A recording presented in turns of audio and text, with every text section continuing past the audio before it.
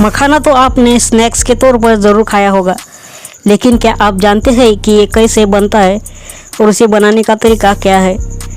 जब भी बात स्नैक्स की आती है तो मखाने को एक बहुत ही अच्छा ऑप्शन माना जाता है। हो भी क्यों ना, ये इतना स्वादिष्ट और हेल्दी जो होता है। मखाने को इतना पवित्र माना जाता है कि व्रत उपवास को खाने में इसका इस्तेमाल किया जाता है। रोस्टेड मखाना हो या फिर मखाने की खीर, इसका स्वाद भी लाजवाब होता है।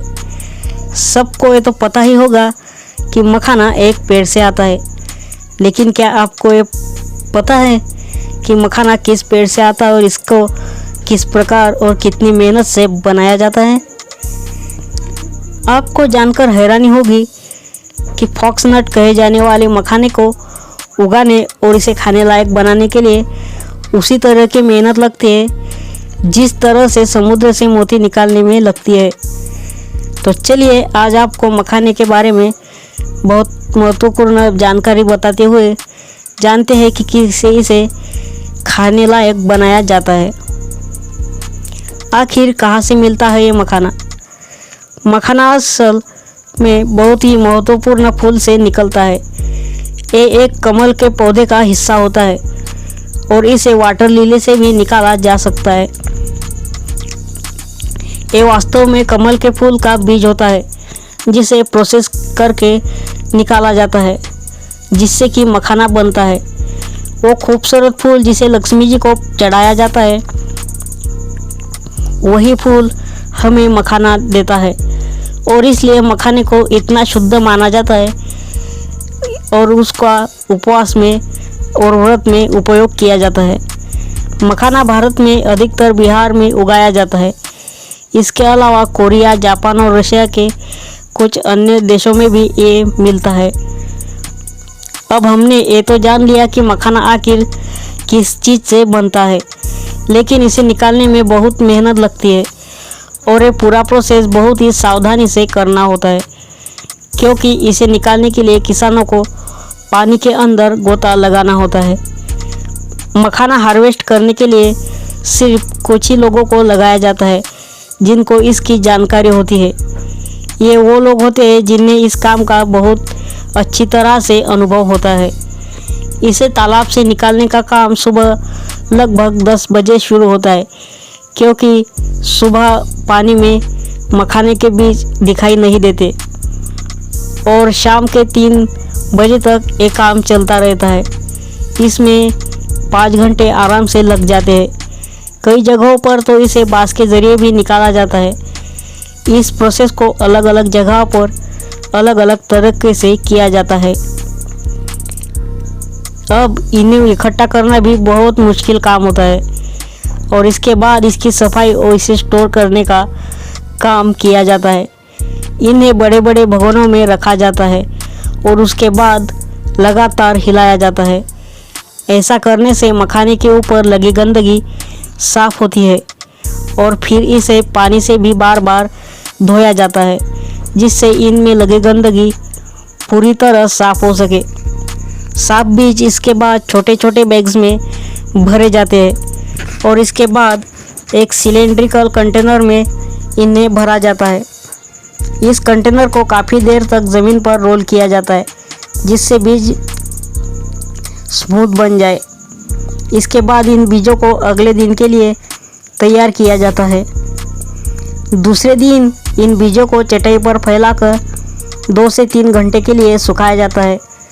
इन्हें सुखाना एक बहुत ही महत्वपूर्ण काम होता है, क्योंकि आगे के स्टेप्स के लिए मखाने का अंदर का मॉइस्चर निकाल देना बहुत ज़रूरी है, जिससे उसके अंदर पानी का कुछ भी अंश बाकी ना रहे। अब सूखे हुए बीजों को लगभग 10 बड़ी बड़ी लोहे की छलनियों में गुजारना होता है। इन प्रोसेस में अलग अलग साइज़ के बीज अलग अलग हो जाते हैं और सभी बीजों को अलग अलग कंटेनर में स्टोर किया जाता है, जिसकी उनकी गुणवत्ता तय हो सके। अब ये अपनी फाइनल स्टेज के लिए तैयार होते हैं। बीज से इस प्रकार निकलता है मखाना। जब मखाने सूख जाते हैं तो उन्हें फ्राई किया जाता है। वर्कर को एक सीमित समय के अंदर ये सारा प्रोसेस पूर्ण करना होता है, वरना ये खराब हो सकते हैं। इन्हें एक बार फ्राई करने के बाद बांस के कंटेनर में स्टोर किया जाता है। स्टोर करने का तरीका भी काफ़ी अलग होता है, जिसमें उन कंटेनर को ऊपर के एक खास कपड़े से ढका जाता है और उस कंटेनर के साइड में गाय के गोबर का लेप किया जाता है ताकि उसके अंदर का तापमान सही रहे। इससे कुछ घंटे के बाद ही उन्हें फिर से फ्राई किया जाता है और यही प्रोसेस दोबारा फॉलो किया जाता है। एक बार बीज फट गया तो उसमें से सफ़ेद मखाना निकलता है। इसे लकड़ी के तख्तों पर रखा जाता है।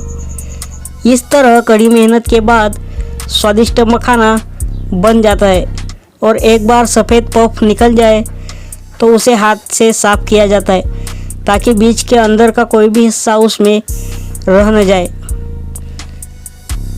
कई लोगों के मन में मखाने को लेकर ये मिथक है कि मखाना खाने से वजन बढ़ता है। पूर्णतः मिथक ये कल्पना है, क्योंकि मखाना एक हेल्दी स्नैक है। हाँ, इसे कैसे खाते हैं उस पर निर्भर करता है कि आपका वजन बढ़ेगा या घटेगा। दूसरी एक लोगों की मिथ कल्पना है कि मखाना वेजिटेरियन नहीं होता। अब जब आपने मखाने से जुड़ा पूरा प्रोसेस जान ही लिया है, तब आप ये तो समझ गए ही होंगे कि मखाना पूरी तरह से वेजिटेरियन होता है। मखाने से कुछ जुड़े फैक्ट्स जिनके बारे में जानकारी बहुत ज़रूरी है। मखाना हम अधिकतर स्नैक्स के तौर पर ही खाते हैं, पर क्या आपको मालूम है कि मखाने से जुड़े ये फैक्ट्स जो इन सबसे बेस्ट स्नैक बना सकते हैं। मखानों में भरपूर न्यूट्रिएंट्स होते हैं। ये कैल्शियम, मैग्नीशियम, आयरन और फास्फोरस से भरपूर होते हैं।